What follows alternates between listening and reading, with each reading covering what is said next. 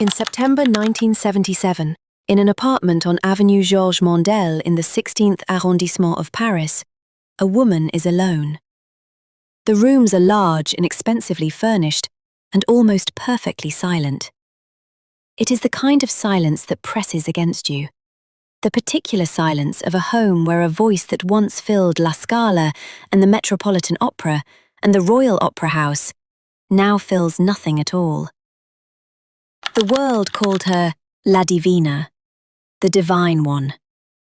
She had stood on stages across 5 continents and made audiences weep in languages they did not speak. 60 million people had heard her sing. Critics had run out of words for what she could do with a single held note. And now, at 53, she is here. In a city that once worshipped her. In rooms where nobody is coming. Everyone knows the name Maria Callas. Most people know the love affair, the scandal, the tabloid version of a broken heart. But the question nobody asks about Maria Callas is not why she died alone. It is why every person who ever claimed to love her left the moment she stopped being useful to them. That is the story worth telling. Not the love affair, not the opera, the pattern. And it begins not with Onassis, not with fame, but with a mother who looked at her 5-year-old daughter and saw not a child, but a commodity. Her name at birth was not Maria Callas, and the life she was born into was one she would spend the rest of her years trying to escape. Maria Anna Cecilia Sophia Kalogeropoulos was born on December 2nd, 1923, in Manhattan. Her parents, George and Evangelia, were Greek immigrants who had arrived in America just months earlier, carrying a grief that would shadow everything that followed. Their 3-year-old son, Vasily, had died of meningitis shortly before the family left Greece. Evangelia had wanted another boy. When Maria arrived instead, her mother reportedly refused to look at the baby for 4 days. The family settled in Astoria, Queens. George shortened the family name to Callas and worked as a pharmacist. Evangelia was a woman of fierce ambition and volatile temperament, and she directed both almost entirely toward her daughters. Maria's older sister, Jackie, was slim, pretty, socially confident. Evangelia favoured her openly. Maria was overweight, severely nearsighted, wore thick glasses. She was, by her own later account, the unwanted one. My sister was slim and beautiful and friendly, and my mother always preferred her. It is a cruel thing to make a child feel ugly and unwanted. Around the age of 5, Evangelia discovered that her younger daughter could sing in a way that stopped people mid-sentence. From that moment, Maria's childhood was over. She was pressed to perform, to compete, to earn. Music was not offered as discovery, it was assigned as labour. I was made to sing when I was only 5, Maria said later, and I hated it. In 1937, her parents' marriage collapsed. Evangelia took both daughters back to Athens. Maria was 13. She studied first with Maria Trivella at the National Conservatory, who waived all tuition fees the moment she heard the girl sing. Then came Elvira de Hidalgo at the Athens Conservatory, a celebrated soprano who heard the raw, uncontrolled cascades of sound pouring out of this awkward teenager and recognized something beyond talent. She recognized dramatic fire. Maria practiced 5 to 6 hours a day. Her teacher called her fanatical. She memorized entire scores because her eyesight was too poor to read music at a distance, turning a disability into a preparation so thorough that no one around her could match it. And here, inside the discipline and the long hours alone with the music, something happened that Evangelia had not anticipated. Maria fell in love with it. Genuinely, irrevocably. The voice became hers, not because anyone gave it to her, but because she claimed it. It was the first thing in her life that made the world see Maria for what she was, not for what she could give someone else. Then the war came. Greece fell to the Axis powers in 1941, and the occupation years brought poverty, hunger, and a darkness that reached into the Callas household in ways Maria would never speak about fully. According to her close friend, the soprano Giulietta Simeonato, Evangelia pressed her teenage daughters to go out with German and Italian soldiers to bring home money and food. Maria managed to avoid the worst of it, but never forgave her mother. She described it privately as a kind of forced prostitution. She was 16 years old. Despite all of it, she kept singing. Professional debut in 1941. First lead role as Tosca in 1942. She was 18. By the time she left Greece in 1945, she had performed 56 times in 7 operas. She had built the foundation of a career that would reshape the history of music, inside a family that had never once treated her as anything other than a resource to be mined. In another life, a life where her mother had been a mother rather than a manager, Maria might have found her way to music on her own terms, with something resembling a childhood to anchor her. Instead, her voice was the first thing anyone ever took from her. It would not be the last.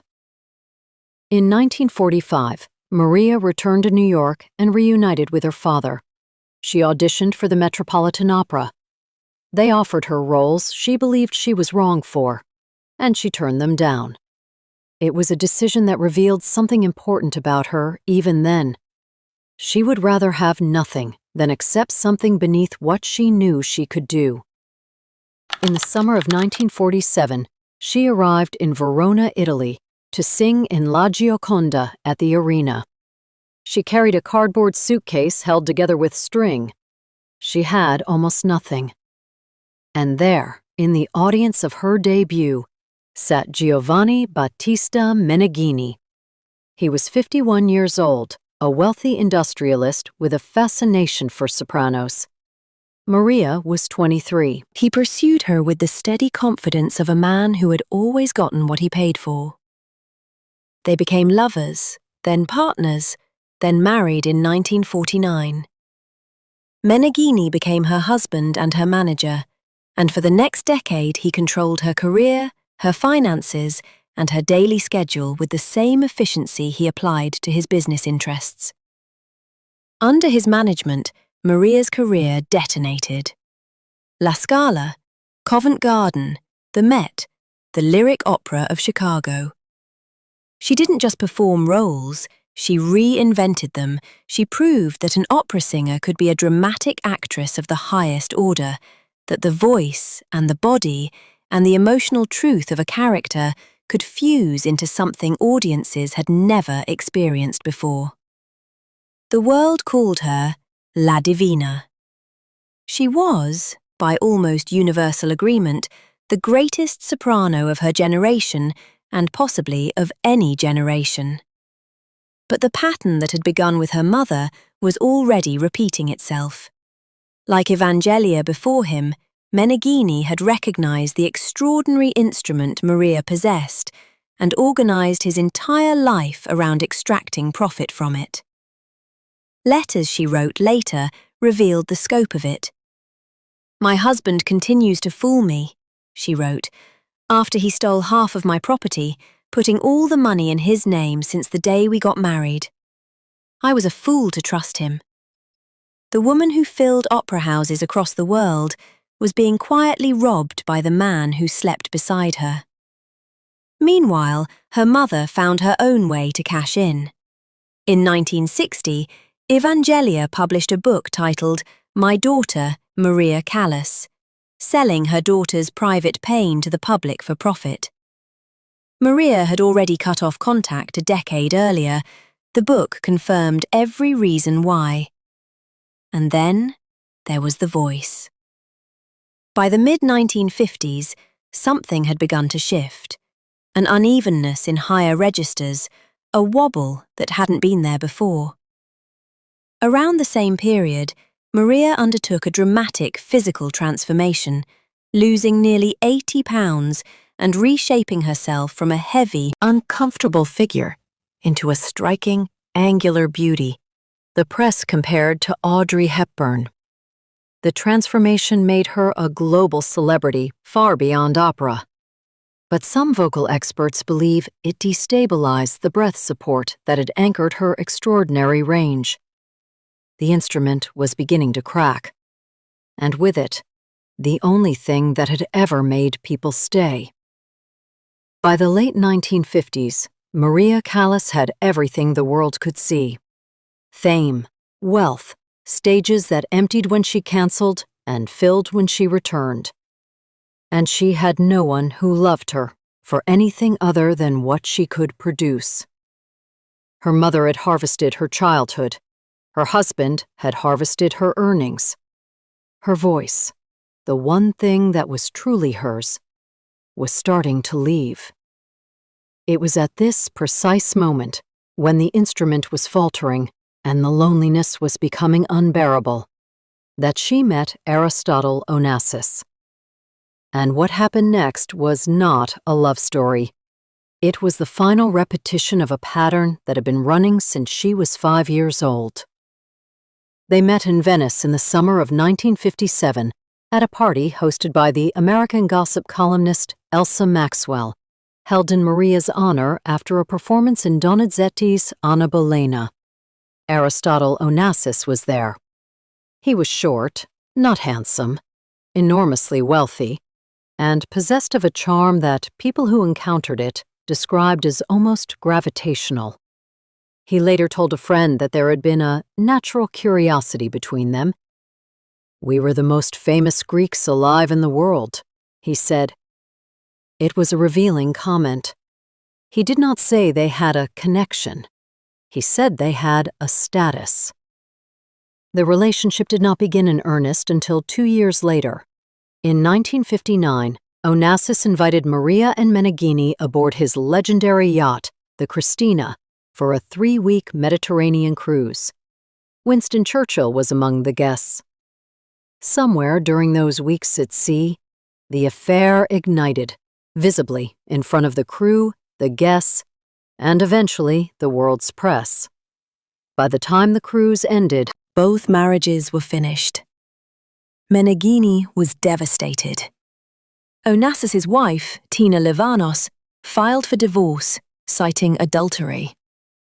2 families destroyed in the span of 1 summer. Maria was 35 years old.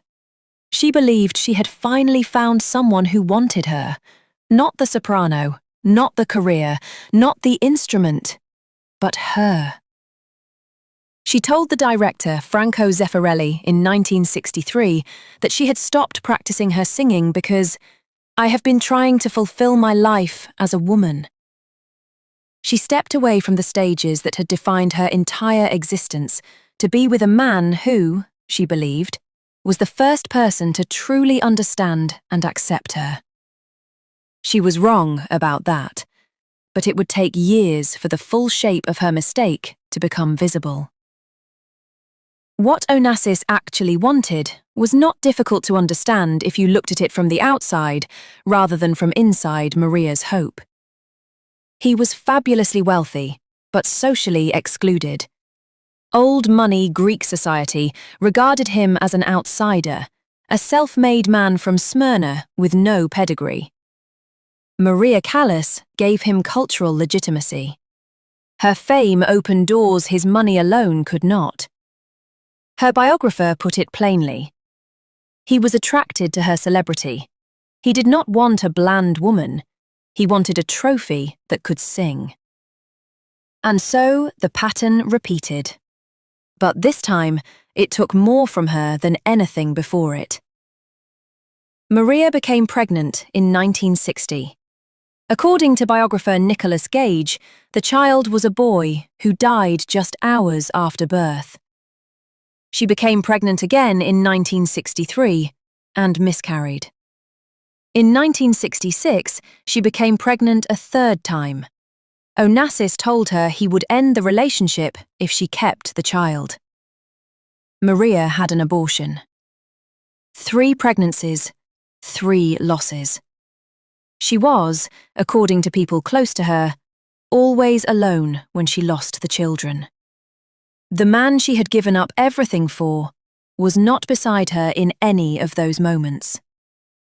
The relationship had other dimensions that were harder to see from the outside, but no less damaging. Private letters and diary entries from Maria's close friends describe a dynamic that went well beyond emotional neglect. Onassis allegedly drugged Maria, primarily for sexual purposes. There are accounts of physical violence. Maria wrote to her secretary in terms that leave little room for interpretation. "I would not like him to call me and start torturing me again." Throughout these years, her voice continued to deteriorate. What no one understood at the time was that Maria was developing dermatomyositis, a rare neuromuscular disease that weakens the muscles, including those that control the diaphragm and the larynx. Italian researchers would not identify this until 2010, more than 3 decades after her death. She was not losing her talent. Her body was attacking itself. But in the 1950s and 1960s, doctors dismissed her symptoms. Some called her crazy. The greatest voice of the 20th century was being silenced by a disease nobody thought to look for. By 1966, the full accounting of what Maria Callas had surrendered for Aristotle Onassis was staggering. She had left her husband. She had stepped away from her career. She had renounced her American citizenship to facilitate her divorce from Meneghini, because under Greek law, a marriage performed in a Catholic church could be dissolved if the parties were solely Greek citizens. She had lost 3 children. She had endured abuse she could not speak about publicly. And in 9 years together, Onassis had never once offered to marry her. What happened next would remove whatever ground she had left to stand on. She found out 3 weeks before the rest of the world. On October 20th, 1968, Aristotle Onassis married Jacqueline Kennedy on his private island, Scorpios. Maria learned of their plans just 3 weeks before the ceremony. 9 years. That is how long she had been with him. 9 years in which she had left her husband, abandoned her career, renounced her citizenship, lost 3 children, and endured things she could barely bring herself to name. And he married someone else. The cruelest part was that the marriage was not even about love. By most accounts, it was a transaction. Jackie Kennedy, haunted by the assassinations of her husband in 1963 and her former brother-in-law, Robert Kennedy, in 1968, wanted security. Onassis had a private island, a private army of staff, and more money than most governments. He could offer her safety. What Jackie offered in return was something Maria never could. She was the most famous widow in the world, the ultimate social trophy. Onassis had spent a decade using Maria's celebrity to climb. Now he had found someone whose name opened doors that even La Divina could not. Maria's public response was a single sentence, delivered with the precision of a woman who had spent her life performing composure under unbearable pressure. "She did well, Jacqueline, to give a grandfather to her children." Elegant, controlled, and underneath it, the full weight of everything she had lost. What followed defied simple understanding. Even after the wedding, Onassis kept coming back to Maria. He paid for her Paris apartment. He visited her secretly and regularly. His personal secretary later wrote that Maria was a piece of his soul, of his body, of his brain, and that they never believed they could truly be separate. He could not stay with her. He could not leave her alone. And Maria, who had spent her entire life being drawn back to the people who damaged her most, allowed it, because the alternative was a silence she was not yet ready to inhabit. Maria and Jackie never met, not once. "I don't know her. I've never met her," Maria told Barbara Walters in 1974. But it didn't matter. The world had already written the story it wanted to tell.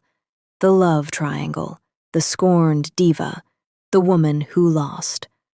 That narrative, simple and photogenic in its cruelty, would follow Maria Callas for the rest of her life and far beyond it. But it was never what the story was actually about.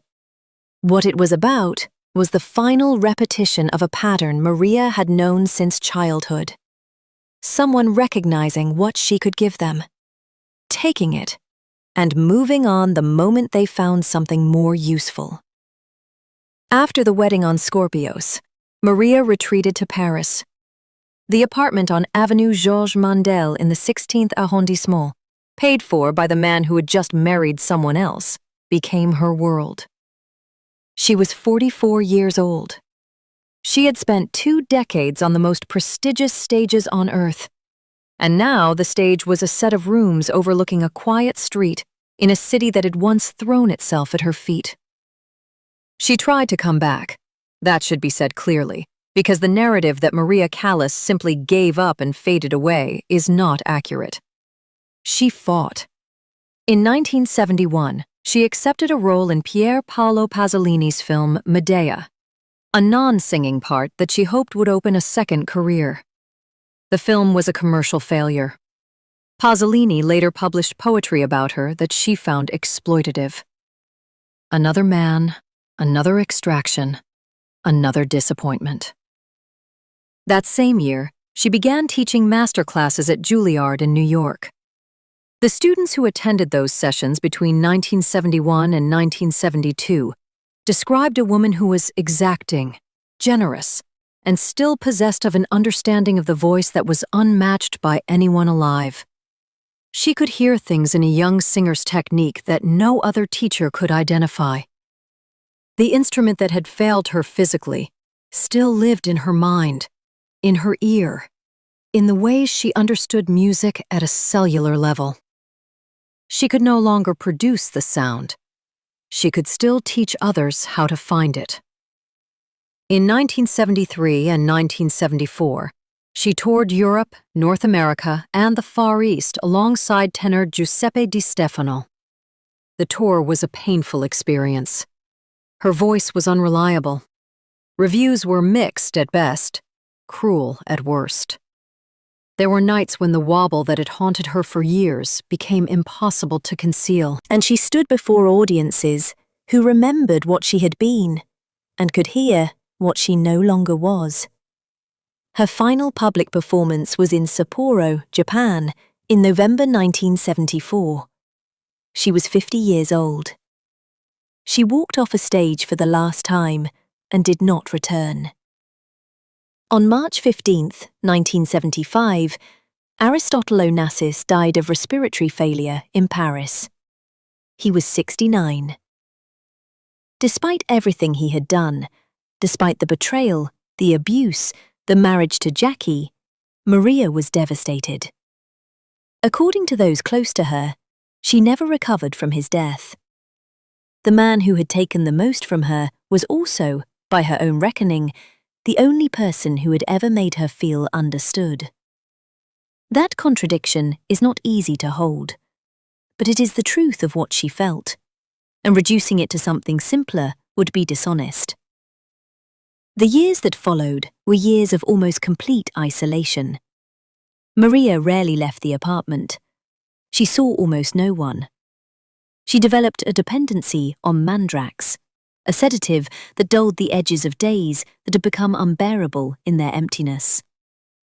The woman who had once commanded rooms of 3,000 people could not find a single person to sit with her through an ordinary evening. It is worth pausing here to consider what Maria Callas's life actually looked like from the inside at this point. Every person who had ever claimed to love her had treated her as a means to an end. Her mother used her voice to feed the family. Meneghini used her career to build his fortune. Onassis used her fame to climb socially. And when each of them had extracted what they needed, they moved on. The voice, the career, the celebrity. Those were the things they loved. The woman underneath had never been the point. There is one final detail about Maria's last days, and it is the kind of detail that, once you hear it, you cannot unhear. In those final weeks, there is anecdotal evidence that Maria began playing her own recordings in the apartment and singing along. She had never done this before. She had never listened to her own music. If it happened, and the people who knew her believe it did, it was a woman finally hearing herself without anyone else's needs attached to the sound. No mother demanding she perform, no husband calculating the earnings, no lover measuring her usefulness. Just the voice, filling the apartment one last time. On September 16, 1977, Maria Callas died of a heart attack. She was alone in the apartment on Avenue Georges Mandel. She was 53 years old. Her funeral was held at St. Stephen's Greek Orthodox Cathedral on Rue Georges Bizet in Paris. She was cremated at Père Lachaise Cemetery. Her ashes were later stolen, recovered, and eventually scattered over the Aegean Sea off the coast of Greece, the country her parents had fled, the country where she had learned to sing, the country she had never quite belonged to and never quite left. The world reduced Maria Callas to a headline: the diva who lost her voice and her lover. But that was never the whole of who she was. And the story of what was actually taken from her, and what, despite everything, she refused to let go of, deserves to be told differently. The story the world tells about Maria Callas goes like this. She was the greatest soprano who ever lived. She had a doomed love affair with a shipping tycoon. He left her for Jackie Kennedy. She died alone. It is a story that fits neatly into the shape of a tragedy, easy to package, easy to repeat. And it is profoundly incomplete. Because the tragedy of Maria Callas was never really about Aristotle Onassis. It was about a world that could not tell the difference between a woman and her voice. She was not born into music as a gift. She was forced into it by a mother who saw a 5-year-old's talent and recognized not a child to nurture, but a resource to harvest. And despite that, Maria fell in love with it anyway. She took the thing that had been weaponized against her and turned it into the most extraordinary instrument of the 20th century. She did not merely sing opera. She reinvented what opera could be. She proved that a soprano could inhabit a role with the emotional truth of the greatest dramatic actresses, that voice and body and character could fuse into something audiences had never experienced before.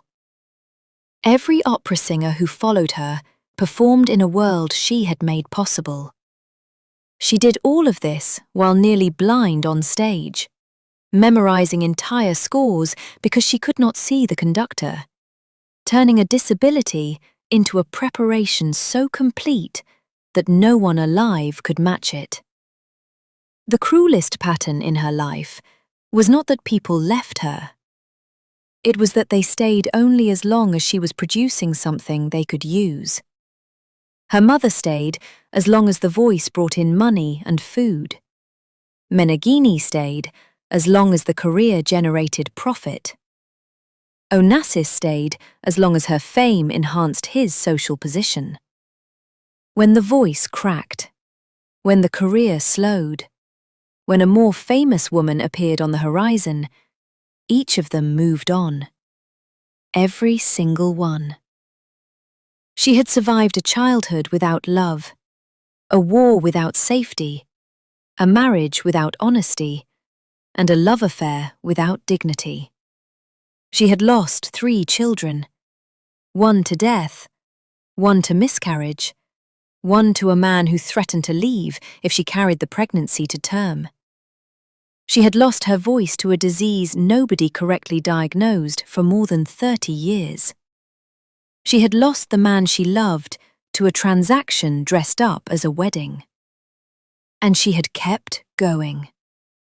She had walked back onto stages where the critics sharpened their knives and the audiences held their breath.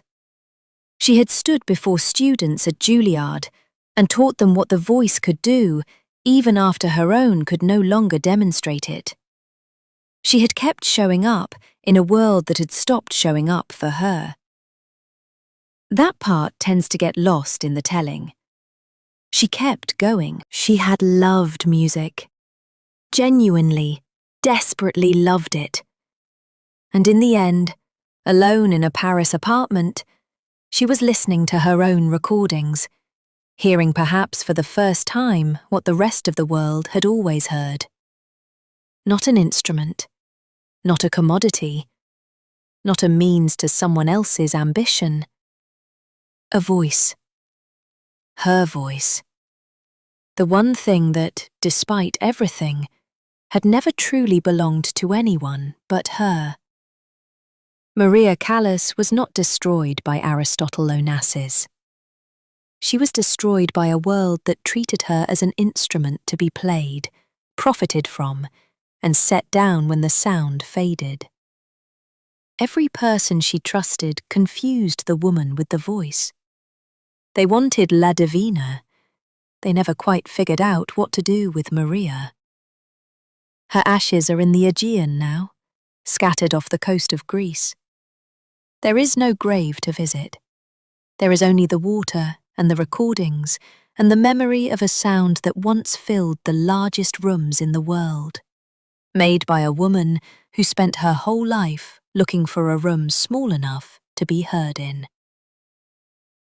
If you found this story worth hearing, please like and subscribe so you never miss another one.